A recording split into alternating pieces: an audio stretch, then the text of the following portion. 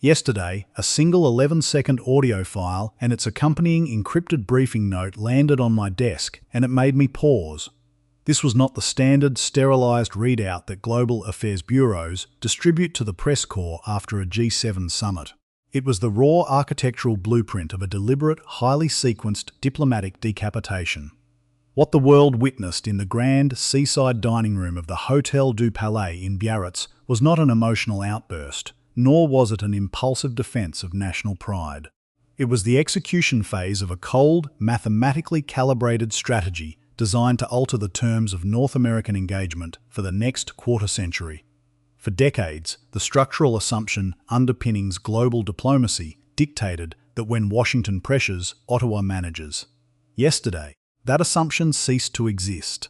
The official narrative broadcast by mainstream networks focuses entirely on the theatricality of the confrontation. The sharp contrast between a sitting American president accustomed to dominating domestic rallies and a Canadian Prime Minister operating with the ICPR precision of a central banker. But that coverage misses the structural reality. This was a preemptive strike against an existential economic threat. To understand why Prime Minister Mark Carney risked the entire bilateral architecture of the world's largest trading relationship, we have to look past the 11-second viral clip of "You mistake silence for agreement." We have to look at the classified policy shift that forced Canada's hand. Here is the timeline to keep the strategic sequencing clear. 72 hours before the aircraft touched down in the Basque Country, a highly restricted Five Eyes intelligence packet reached the Privy Council office in Ottawa. The document contained the final draft of an unsigned American executive order utilizing the International Emergency Economic Powers Act.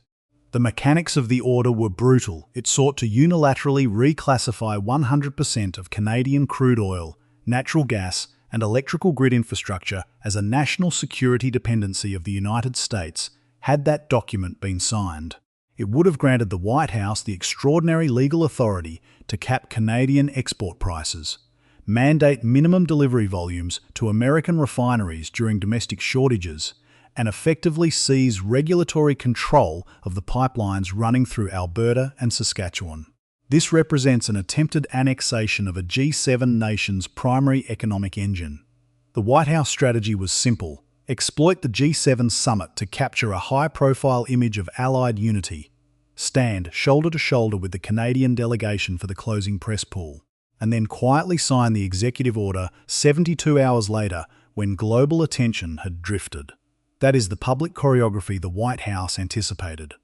But here is the other half that the American advance team completely failed to calculate.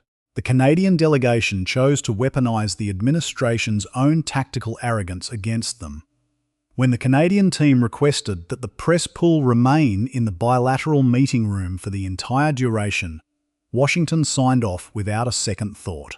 They assumed the cameras would capture the usual boilerplate assertions of a tremendous relationship before being ushered out.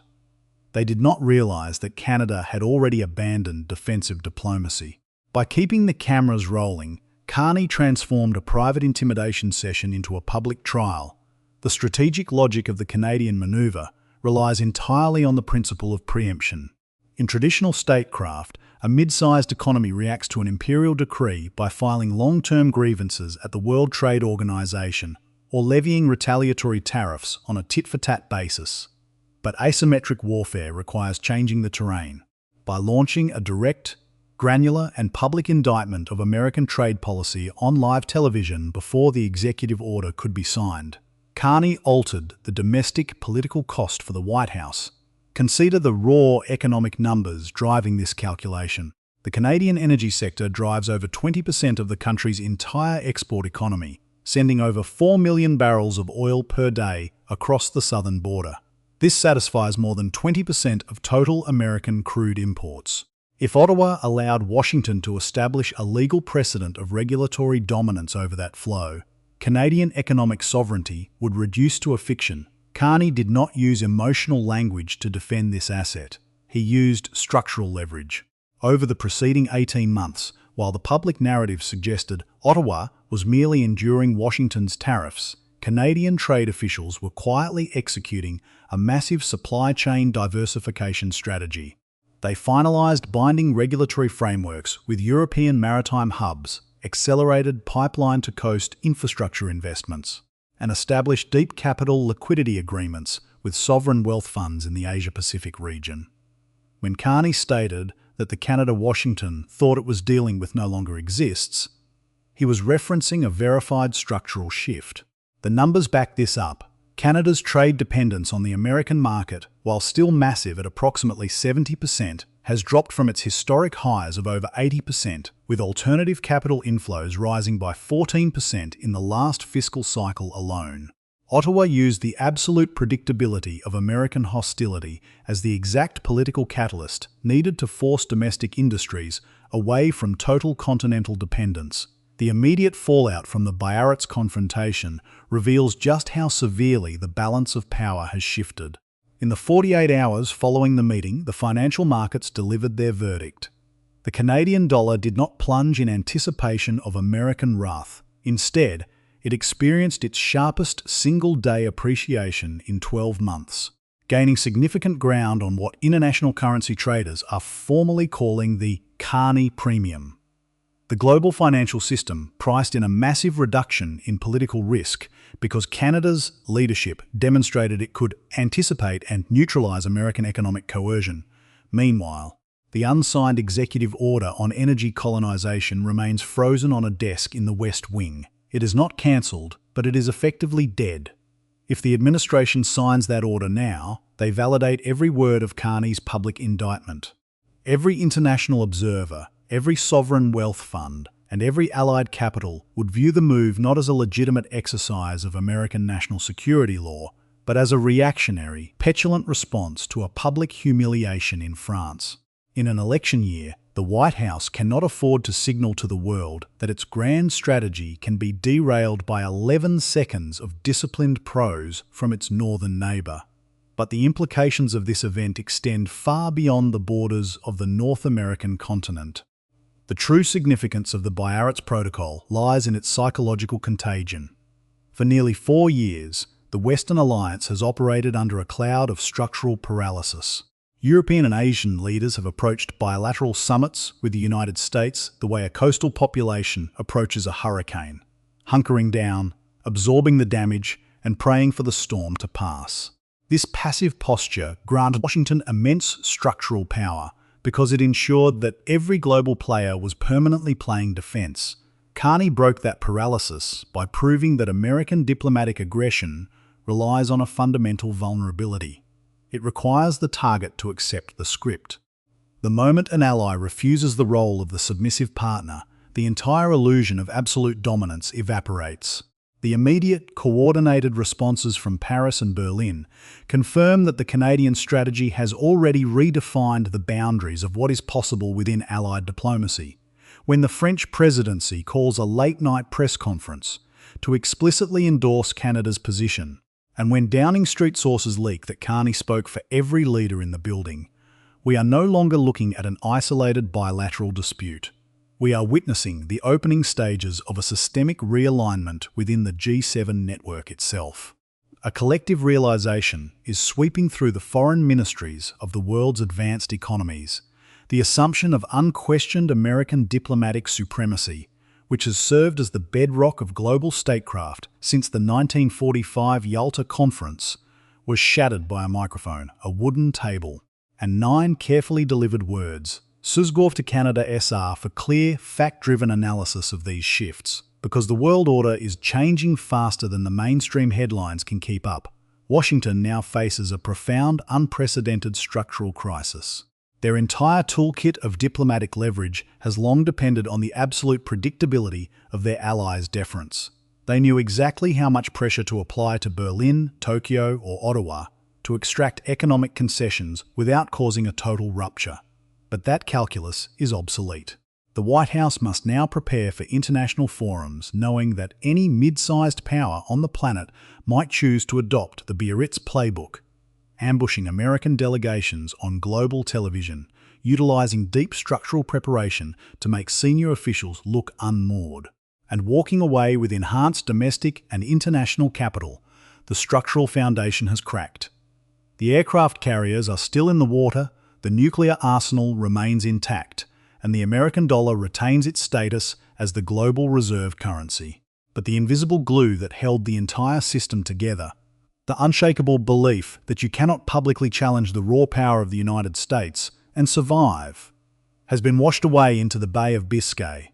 Carney proved that composure can dismantle chaos, that exhaustive factual preparation can paralyze bluster, and that strategic sovereignty is not a function of geographic size or military spend, but of political will. The defenders have officially become the aggressors, and the timeline of global diplomacy has been reset to zero. The immediate tactical victory belongs to Ottawa.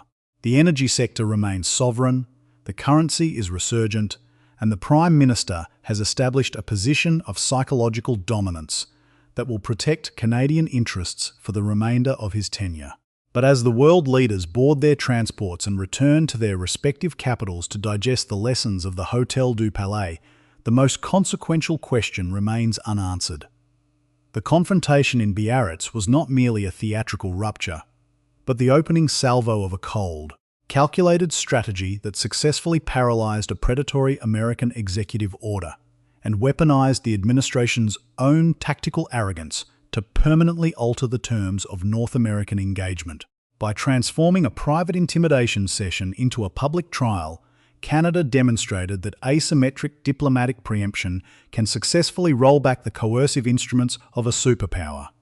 Now we must look past the immediate wreckage of that bilateral meeting and examine the broader, structural reconfiguration of the global chessboard.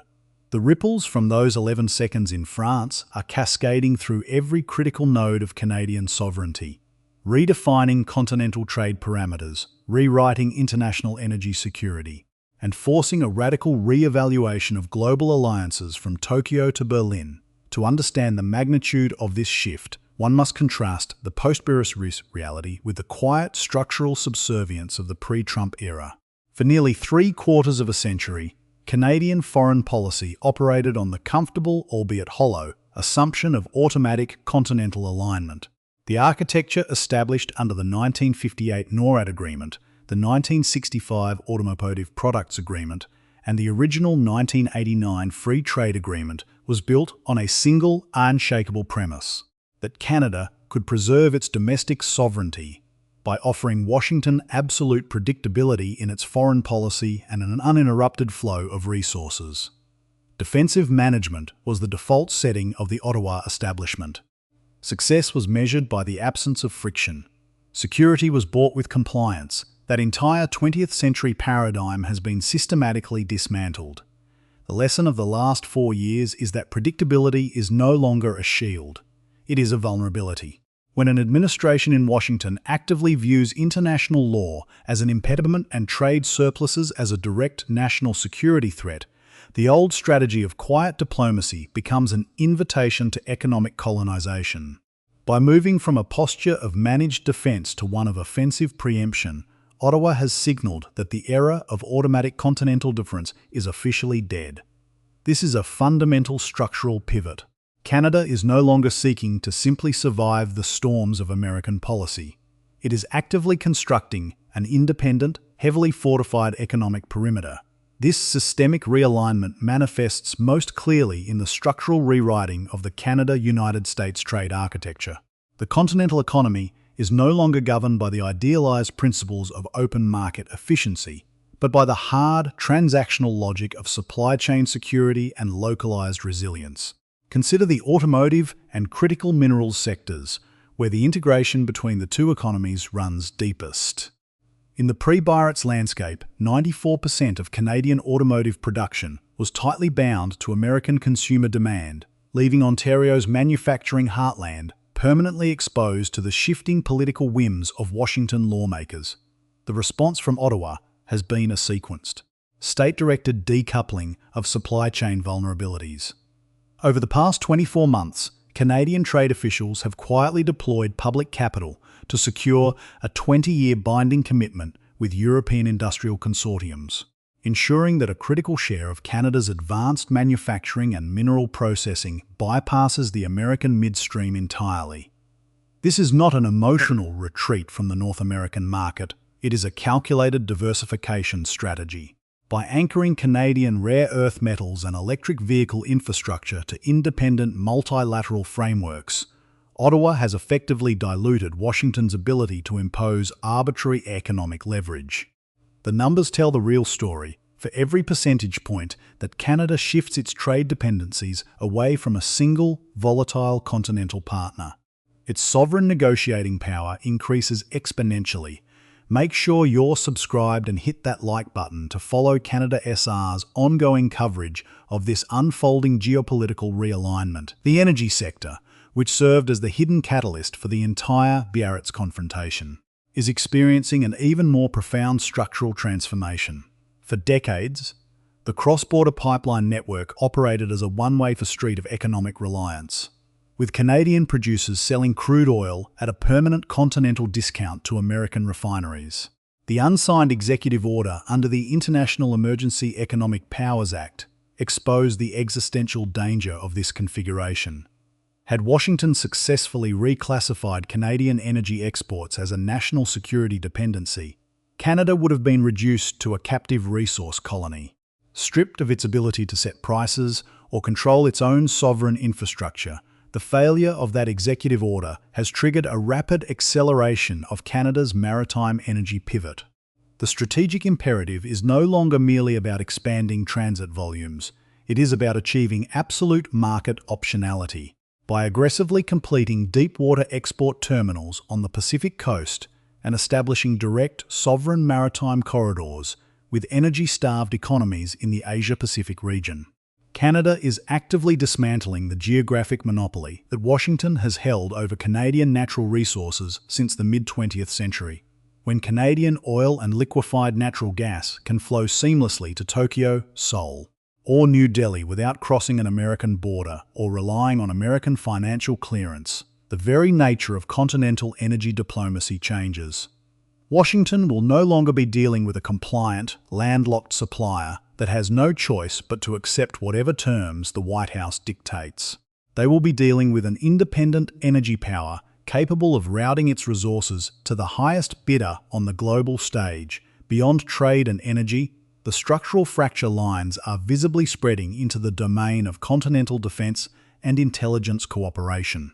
For 80 years, the defense of North America was treated as a single, indivisible problem, managed through the integrated commands of NORAD and the shared intelligence sharing protocols of the Five Eyes network. But the weaponization of classified American planning documents against Canada's energy sector has introduced a profound, irreversible layer of strategic distrust into the relationship. Ottawa is realizing that an ally that views your primary economic assets as targets for state-directed coercion cannot be treated with unrestricted access to your domestic security apparatus. While the official press releases from the Department of National Defence continue to mouth the standard platitudes about continental solidarity, the operational reality on the ground is shifting. Canadian intelligence agencies are systematically erecting firewall protocols around domestic infrastructure data, ensuring that sensitive geopolitical assessments regarding Arctic sovereignty and maritime security are retained within a strictly national command structure. Canada is also quietly reallocating its defence investments, shifting capital away from integrated continental defence systems that serve primary American strategic interests and directing it toward independent maritime patrol capabilities, sovereign satellite surveillance arrays, and northern border enforcement. The strategic message to Washington is implicit but unmistakable. If you treat Canada as an economic adversary in the daylight, you cannot expect unconditional security cooperation in the dark on the global stage. The Biarritz Protocol has effectively provided a tactical blueprint for the mid-sized powers of the Western Alliance.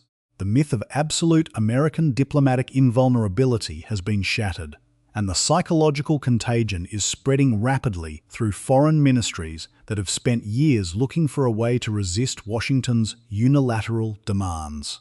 For decades, the structure of international institutions like the G7, the WTO, and NATO allowed the United States to dictate global policy by isolating dissenting voices one by one.